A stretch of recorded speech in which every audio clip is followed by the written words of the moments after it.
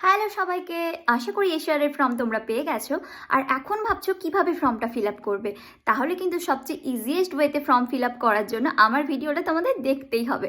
আমি কিন্তু আজকে শেয়ার করব কিভাবে সবচেয়ে ইজিয়েস্ট ওয়েতে তুমি ফর্মটা ফিল আপ করবে। তাহলে দেরি না করে আমি ভিডিওটা শুরু করি। তাহলে ভিডিওটা না বাড়িয়ে এখানেই শুরু করছি যে এসআইআরের ফর্মটা তোমরা কিভাবে ফিল আপ করবে আর কোন কোন জিনিসগুলো তোমাদেরকে মাথায় রাখতে হবে।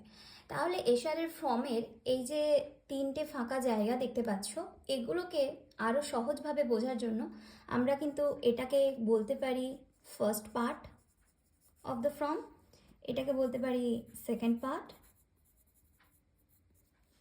And that one is the third part. তাহলে একটা পেলাম আমরা, ফার্স্টে হচ্ছে তোমার ফার্স্ট পার্ট, এটা সেকেন্ড পার্ট, এবার থার্ড পার্ট। এবারে আমি কিন্তু আজকে একদম আমি ট্রাই করছি যাতে separate first second and third পার্টের আলাদা আলাদা ভিডিও বানাতে পারি, তাহলে কিন্তু বুঝতে খুবই আপনাদের ইউজফুল হবে আর ইজি হবে। আর ফার্স্ট পার্টটা আজকে আমি এই ভিডিওর মাধ্যমে জানানোর চেষ্টা করব, কেমন লাগে অবশ্যই ভিডিওতে জানা। তাহলে ফার্স্ট পার্টে যাওয়ার আগে আমাদের কিছু বিষয় এই ফর্মটার ব্যাপারে জেনে নেওয়া দরকার, যে ফর্মটা কি, কিভাবে আমরা বুঝবো এটা আমার ফর্ম বা কিছু, সেটা জেনে নেওয়া দরকার। তাহলে ফর্মের একদম যদি আপনি বাম দিকে যান, কোনার মাথায় দেখতে পাবেন নির্বাচকের নাম। নির্বাচকের নাম মানে আপনার নাম, যার নামে ফর্মটা এসেছে বা অ্যালট হয়েছে তার নাম দেখতে পাবেন।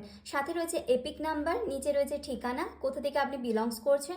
এছাড়া রয়েছে ক্রমিক সংখ্যা, অংশ নাম্বার, কোথায় আপনি যে জায়গায় আপনি ভোট দেন তার নাম, বিধানসভার ক্ষেত্রের নাম আর রাজ্যের নাম।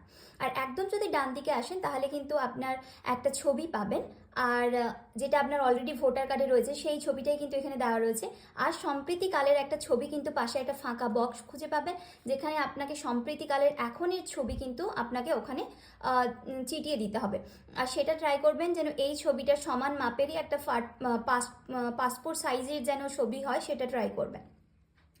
তাহলে এই গেল আমার টোটাল একটা ফর্মের মোটামুটি, আমি বললাম যে এই ফর্মটার মধ্যে কি রয়েছে। ওপরে রয়েছে যে বিএলও রয়েছে আপনাদের এখানে, তাহলে তার হচ্ছে কন্ট্যাক্ট নাম্বার আর নাম টাম দেওয়া থাকবে, তো মোটামুটি এটা হলো।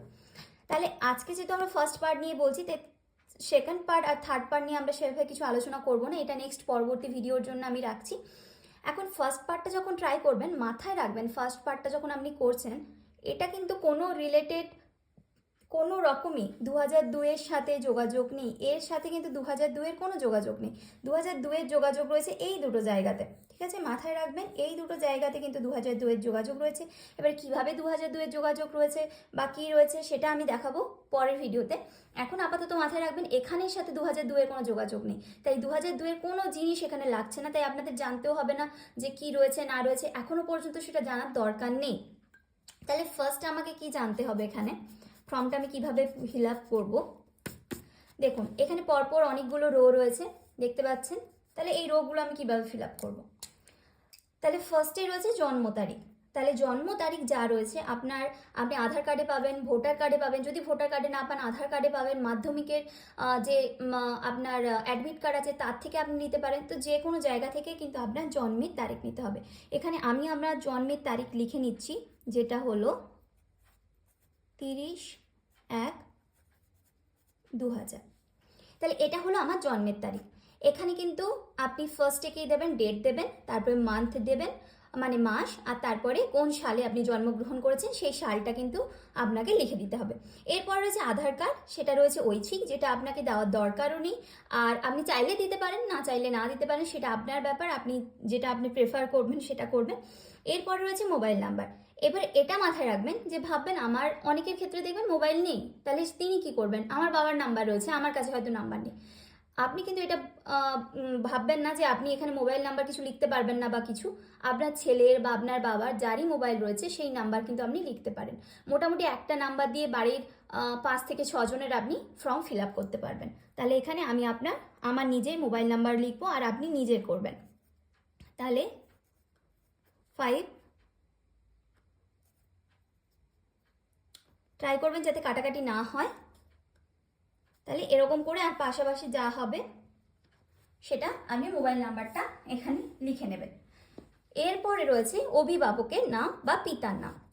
এখানে কিন্তু আপনি আপনার নিজের পিতার নাম করবেন, আমি আমার নিজের পিতার নাম লিখছি।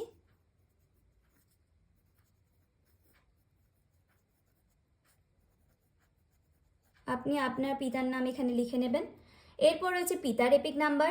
এবারে ভাবুন যে আপনি ভাবতে পারেন এই এপিক নাম্বারটা আমি কোথা থেকে পাবো, আমার পিতার এপিক নাম্বার আমি জানি না, তাহলে আমি কোথা থেকে এই এপিক নাম্বারটা পাবো? তাহলে এত ঘাবড়ানোর কিছু নেই, আপনার যে পিতার ফর্ম রয়েছে তারও ওই বাম দিকে দেখতে পাবেন এপিক নাম্বার রয়েছে, সেখান থেকে আপনি লিখতে পারেন। আদারওয়াইজ আপনার পিতার যে ভোটার কার্ড রয়েছে ওখান থেকেও কিন্তু ওপরে দেখবেন এপিক নাম্বার বলে রয়েছে, এপিক বলে রয়েছে বা এপিক নাম্বার বলে রয়েছে, ওখান থেকেও কিন্তু আপনি এপিক নিতে পারেন। তাহলে আমি আমার বাবার এপিক নাম্বারটা লিখছি বাই, এবার সামথিং কিছু একটা রয়েছে, ঠিক আছে। এরপরে রয়েছে আমার মায়ের নাম, তাহলে মায়ের নাম করব। এখানে আপনাকেও আপনার মায়ের নাম করতে হবে, তিনি বেঁচে থাকুন বা তিনি মারা যান, এখানে কিন্তু মায়ের নাম করতে হবে। যদি মারা গিয়ে থাকে সামনে স্বর্গীয় বলে ওনার মায়ের নাম বা ওনার বাবার নাম এভাবে করতে হবে। আর এরপর রয়েছে মায়ের এপিক নাম্বার, তাহলে মায়ের এপিক নাম্বারও সেম ওইভাবে আপনি বের করতে পারেন ভোটার কার্ড থেকে বা আপনার যে ফর্মটা পেয়েছেন ওখান থেকে কিন্তু এপিকটা বের করতে পারেন। তাহলে আমি এইভাবে কিন্তু এপিক নাম্বারটা পরে ফিল আপ করে নেবো বা লিখে নেবো। এবার রয়েছে স্বামী স্ত্রীর নাম যদি থাকে, বা স্ত্রী আর স্বামীর এপিক নাম্বার যদি থাকে।